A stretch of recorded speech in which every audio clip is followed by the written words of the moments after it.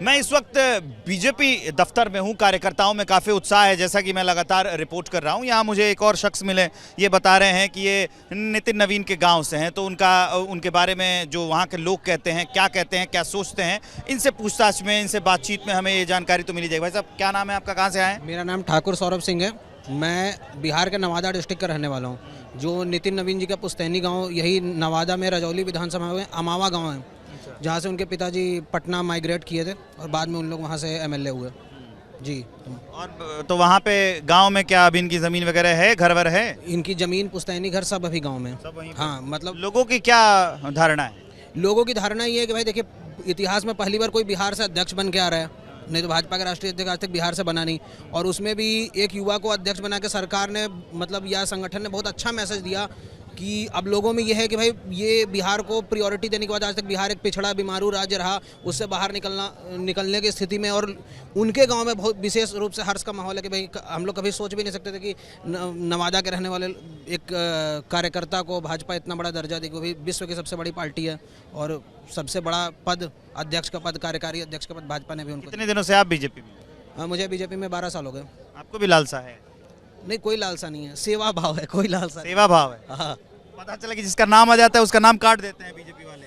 कई बार आपने देखा होगा, दिल्ली में सीएम के नाम पे चर्चा चली, कई पदों पे जिसकी चर्चा सबसे आगे है, सूत्र बता रहे हैं उनका नाम कट गया। देखिए, भी डर रहता है बीजेपी? नहीं, ऐसा कोई डर नहीं है।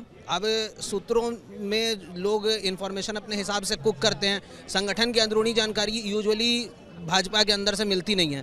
और रेखा गुप्ता जी को तो सीएम बना के सरकार ने कई मुद्दों को एक साथ साधा, ओबीसी, महिला, सब मुद्दों को साधा। तो मुझे नहीं लगता कि ऐसा। आप रहते बिहार में हैं कि यहाँ दिल्ली में रहते हैं? मैं मूल रूप से रहने वाला काशी का हूँ, प्रधानमंत्री के संसदीय क्षेत्र से।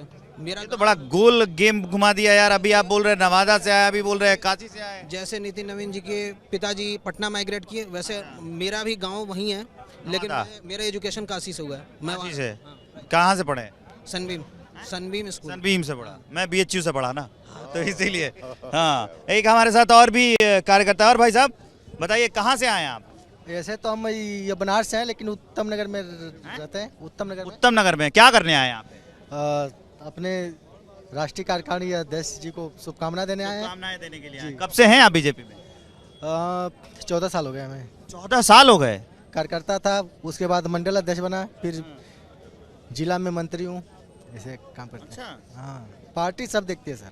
तो 12 साल में कितना प्रमोशन मिला? प्रमोशन क्या, सेवा करने का अवसर मिला। मंडल में करते थे, अब जिले में कर रहे हैं। जो भी मिलता है काम, जो भी अत्तु होता है पार्टी की तरफ से वो करते हैं। क्या करते हैं आप? मतलब मुझे कुछ बताइए, कैसे काम करते हैं? जैसे जो लोगों की दिक्कत होती है, फर्स्ट टाइम जो सरकारी योजनाएं लोगों को मिल नहीं रही है, बीच में गुमराह करने वाले लोग होते हैं, वो चीज़ को लोगों को पहुंचाना, करना, हकीकत बताना, देश के लिए कुछ करने का जुनून हो लोगों के अंदर, इस चीज़ को लोगों को प्रभावित करना, यही सब होता है सर। लोगों से मिलते हैं आप, जनसंपर्क करते हैं? जी सर, पूरा करते हैं हम लोग। जब हम नाम बताया आपने अपना? सर्वेश कुमार। आगे भी अभी रहेंगे बीजेपी में? पूरा सर, कार्यकर्ता बदलते रहते हैं, कभी नेता, बड़े बड़े नेता कांग्रेस से बीजेपी, बीजेपी से कांग्रेस कर लेते हैं। तो मेरा सवाल तो पूछना नहीं सर, हमारा तो ये है कि जिए जब तक बीजेपी में रहे, बाकी आगे मालिक जाने। समर्पित हैं आप? आज उत्तम नगर से? देश के लिए तो करना ही पड़ेगा। आज उत्तम नगर से आए? जी, उत्तम नगर से आए। चेयर कहाँ है आपकी? नहीं, चेयर नहीं, स्कूटी है, वो बाहर लगा दी। अच्छा, स्कूटी बाहर लगा दी आपने? जी, भाई ने बोला अंदर नहीं आ सकती। खाने पीने का इंतजाम तो ऑफिस में है ही? हाँ, खाने पीने का है भाई, पार्टी है, मखाने का खीर बनाई। जी, मखाने का खीर है। बहुत बहुत धन्यवाद। क्या नाम बताया आपने? सर्वेश कुमार सर। तो सर्वेश, आप देखेंगे कि ये कार्यकर्ता हैं सर्वेश जी, उत्तम नगर से आए हैं, 12 साल से पार्टी से जुड़े हुए हैं, लगातार 14 साल से जुड़े हुए हैं, लगातार काम कर रहे हैं। तो बीजेपी, जिसकी मैं अक्सर बात करता हूं कि जो उसकी संगठनात्मक शक्तियां हैं, जो उसकी तैयारी है, जो पूरे लोग मिलकर उसको बनाते हैं, ऐसे ही लोग आपको हर जगह मिल जाएंगे, समर्पित कार्यकर्ता मिल जाएंगे। मैं विवेक श्रीवास्तव हूं, कैमरा पर्सन अभिषेक के साथ, बीजेपी हेडक्वार्टर दिल्ली।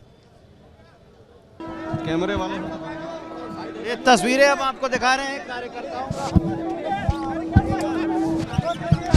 जो लाइन बनाई गई थी वो लाइन तोड़ चुके हैं, और आप देखेंगे कि ये लाइन तोड़ चुके हैं। आप इन्हीं के साथ जो संजय मयूख जा रहे हैं और बाकी के जो नेता हैं वो यहाँ से आपको निकलते हुए दिखाई देंगे। काफी उत्साह है लोगों। अरे आगे जाइए भाई। हमारे साथ मोहसिन रजा हैं, हम बीजेपी कार्यालय में हैं, नितिन नवीन आ चुके हैं और नए कार्यकारी अध्यक्ष बनाए जाने पर हम जरा इनकी प्रतिक्रिया जानेंगे। पहली प्रतिक्रिया इस पर क्या है? देखिए, मैंने कहा भारतीय जनता पार्टी दिन पर दिन युवा होती जा रही है। आदरणीय मोदी जी के नेतृत्व में, आदरणीय अमित शाह जी के नेतृत्व में युवाओं पर कितना भरोसा भारतीय जनता पार्टी को, करोड़ों करोड़ युवा आज कितना आपको एनर्जी में कितना ऊर्जावान दिख रहे हैं। जैसे ही वो आए, उनके स्वागत के लिए तमाम युवा लगातार खड़े हुए थे और बहुत देर से नारे लगा रहे थे और उनसे एक नई ऊर्जा भारतीय जनता पार्टी को मिलेगी, क्योंकि युवा हैं और युवाओं को लेकर आदरणीय मोदी जी लगातार, उन्होंने हमेशा से युवाओं को अग्रिम पंक्ति में खड़ा करने का काम किया है, महिलाओं को अग्रिम पंक्ति में खड़ा करने का काम किया है। तो इसलिए अब ये एक नई ऊर्जा के साथ भारतीय जनता पार्टी फिर से शिखर पर जाएगी, क्योंकि आज आदरणीय मोदी जी और आदरणीय अमित शाह जी के नेतृत्व में विश्व की सबसे बड़ी संगठन है हमारी। तो अब हम सब इनके मार्गदर्शन में, इनके दिशा निर्देशन में काम करेंगे तो जाहिर सी बात है कि नई ऊर्जा और नई एक चमक के साथ में भारतीय जनता पार्टी आगे बढ़ेगी। बिहार से ही ये नई ऊर्जा वाला युवा चुनना, इसके पीछे की क्या रणनीति है बीजेपी? अभी बिहार आपने देखा नहीं, बिहार ने क्या जबरदस्त परिणाम दिया। बिहार में यही तो सब युवा थे, यही तो लगे हुए थे, यही तो जन जन के बीच में जा रहे थे, उनको योजनाएं बता रहे थे, आदरणीय मोदी जी के किए गए कार्यों को अवगत करा रहे थे, उसी का परिणाम लेकर आए हैं, उसका इनाम मिला है। इसलिए और पश्चिम बंगाल से क्या है, मतलब बिहार के लोगों को बनाना है, क्योंकि पड़ोसी 2047 तक कोई वैकेंसी नहीं है और पश्चिम बंगाल में भारतीय जनता पार्टी की सरकार बनने जा रही है, इसमें कोई संदेह नहीं।